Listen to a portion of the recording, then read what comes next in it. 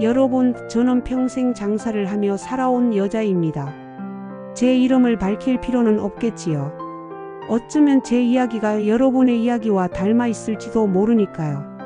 저는 어린 나이에 시집을 와서 곧바로 삶의 무게를 짊어져야 했습니다. 남편은 공장에서 일했지만 몸이 약해서 오래 버티지 못했습니다.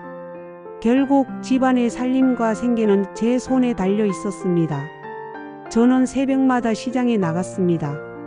겨울 새벽 공기를 마시며 얼어붙은 손으로 채소를 만지고 장바구니를 낑낑대며 옮기던 그 시절을 지금도 잊을 수 없습니다. 손님들이 외상으로 달아달라고 하면 속으로는 속이 쓰리지만 그래도 웃으며 그럼요, 다음에 주세요 하고 말했습니다. 그렇게 쌓이고 쌓인 장부는 언제 갚을지 알 수 없었지만 저는 그저 버텨야 했습니다. 그렇게 하루하루 버티며 살아온 인생에서 가장 큰 위로는 제 아들이었습니다. 하나뿐인 아들이라 더욱 귀하게 키웠습니다. 어릴 때는 참 착했습니다. 말도 잘 듣고 어머니 어머니 하며 제 옆에 붙어있던 아이였습니다. 그런데 공부는 영 소질이 없었습니다. 선생님들이 늘 말하셨습니다. 얘는 노력은 하지만 머리가 따라주지 않는 것 같네요. 고요. 저는 속으로 늘 괜찮다고 했습니다. 공부 못해도 좋으니 건강하게만 자라라고요. 하지만 세상은 제 마음 같지 않았습니다. 학창시절 내내 중간 이하의 성적을 받던 아들은 대학에도 겨우 들어갔습니다. 그런데 그것도 오래 다니지 못하고 중도에 그만두고 말았습니다. 저는 속이 터져도 티를 내지 않았습니다. 그저 괜찮다, 다시 하면 된다 하고 위로했습니다. 하지만 시간이 갈수록 제 속은 타들어갔습니다. 세상은 냉정하고 무능한 사람을 기다려주지 않으니까요.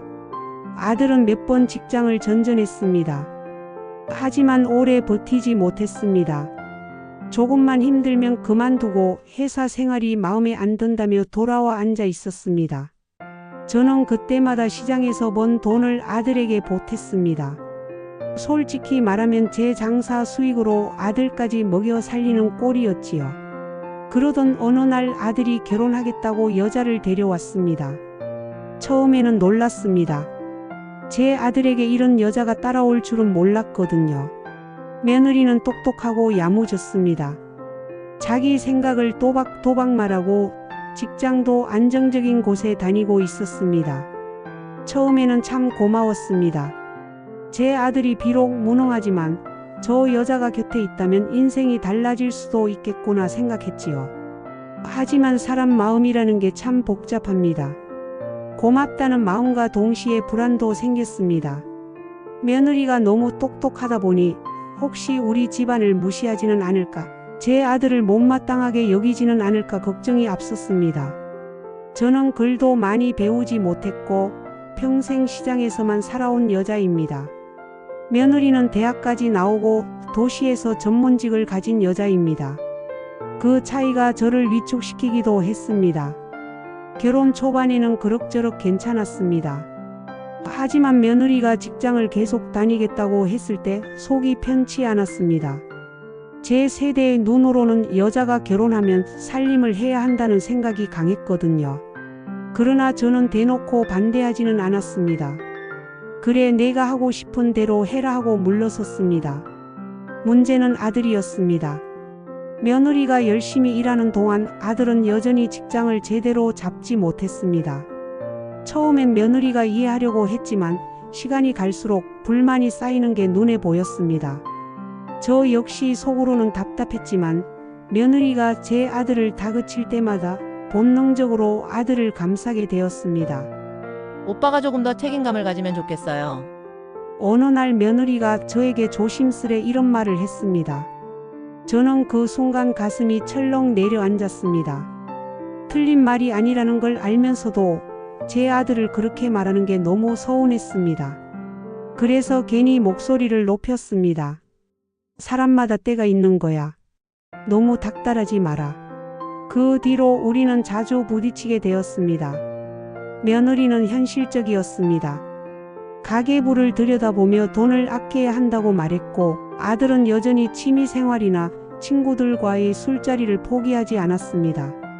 저는 아들에게 잔소리를 했지만 동시에 며느리가 제 아들을 몰아붙이면 내가 저 아이의 고통에 대해서 뭘 안다고 그러냐라며 오히려 며느리를 나무랐습니다. 그렇게 갈등은 점점 깊어졌습니다. 며느리는 집안 살림을 챙기고 돈 관리까지 철저히 했습니다. 저는 그게 못마땅했습니다. 제 속마음에는 내가 이 집안의 어른인데 왜 며느리가 다 결정하지? 라는 생각이 늘 자리 잡고 있었습니다. 하지만 또 한편으로는 며느리 덕분에 집이 돌아가는 것도 사실이었습니다. 시간이 지나면서 저도 인정하지 않을 수 없었습니다. 제 아들은 끝내 크게 변하지 않을지도 모른다는 것, 그리고 며느리가 그 빈자리를 채우며 살아가고 있다는 것을요. 처음에는 자존심이 상했지만 차츰 며느리의 노고를 인정하게 되었습니다.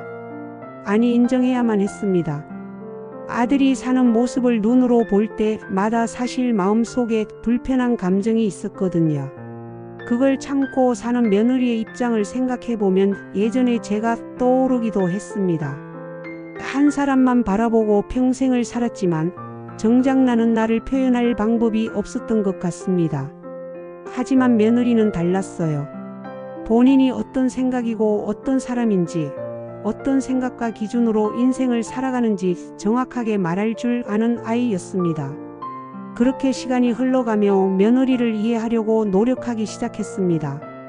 그 아이 입장에서 화를 내거나 감정적으로 대하지 않고 조용히 본인이 할 이야기를 할 수 있다는 것 자체가 갈등을 일으키지 않으려는 현명한 처사라는 것을 깨닫기 시작했습니다. 오히려 여자로서 사람으로서 본받을 게 많은 아이라는 생각이 들었습니다. 그렇게 하루하루 살아가던 중 어느 날 시장에서 단골 손님과 이야기를 하다가 문득 제 입에서 이런 말이 튀어나왔습니다. 우리 며느리가 참 똑똑해요. 덕분에 제가 요즘은 편히 지내요. 그 말을 하고 나서 스스로도 놀랐습니다. 예전 같았으면 절대로 하지 않았을 말이었거든요. 돌아보면 제 직업 때문에 며느리에게 인정받고 싶었던 것 같습니다. 저는 평생 시장에서 손이 갈라지고 허리가 휘도록 일했지만 그걸 자랑스러워했습니다. 그런데 며느리 눈에는 제가 초라해 보일까 두려웠습니다. 그래서 며느리에게 더 지고 싶지 않았던 것이지요. 하지만 이제는 조금 다르게 생각합니다. 제가 평생 장사꾼으로 버텼듯 며느리도 자기 자리에서 최선을 다하고 있다는 걸 인정하게 되었습니다. 끊임없이 노력하며 살아왔지만 제가 하던 일에 당당하지도 못했고 결국 아들도 잘 못 키운 사람이 되고 싶지 않았나 봅니다. 더욱 똑똑하고 현명한 사람이 집안으로 들어오면서 늙고 초라한 저를 인정하고 싶지 않았던 것도 있습니다. 이제 저는 예전처럼 며느리와 자주 부딪히지 않습니다. 물론 여전히 의견 차이는 있습니다. 며느리는 이성적으로, 저는 감정적으로 대하는 경우가 많으니까요. 하지만 제가 먼저 한 발 물러서려 합니다. 세월이 가니 이제는 자존심보다 가족이 더 중요하다는 걸 알게 되었으니까요. 아들로부터 위로를 받겠다는 생각도 버렸습니다. 그들의 입장에서 생각해보면 하루하루 고단하고 힘든데 저희 생각과 마음까지 의지하고 싶지 않았습니다. 저는 여전히 시장에 나갑니다. 나이가 들어도 손이 놀면 마음이 허전합니다. 손님들과 마주 앉아 이런저런 이야기를 나누는 게 제 삶의 낙입니다. 가끔은 이렇게 말합니다. 며느리 덕분에 우리 집이 굴러가요. 그 말을 하며 제 마음이 한결 편안해집니다. 여러분, 부모 마음은 늘 자식을 감싸고 싶어 합니다. 하지만 때로는 그게 독이 될 수도 있습니다. 저도 오랜 세월을 지나서야 그 사실을 깨달았습니다. 무능한 아들이지만 제 아들입니다. 똑똑한 며느리지만 이제는 제 딸 같은 사람입니다. 그들 역시 힘든 삶을 이겨내고 그들을 힘들게 하는 저를 이겨내주고 있는 고마운 존재들입니다. 저는 오늘도 살아갑니다. 장사꾼으로서의 제 삶을 더욱 자랑스럽게 여기려고 하고 가족 간의 갈등도 제 인생의 일부로 받아들이며 말입니다. 결국 중요한 건 자존심이 아니라 함께 버티는 힘이라는 걸 이 나이에 알게 되었습니다. 저의 이야기는 여기에서 마무리하려고 합니다. 여러분의 사는 이야기도 한번 들려주세요.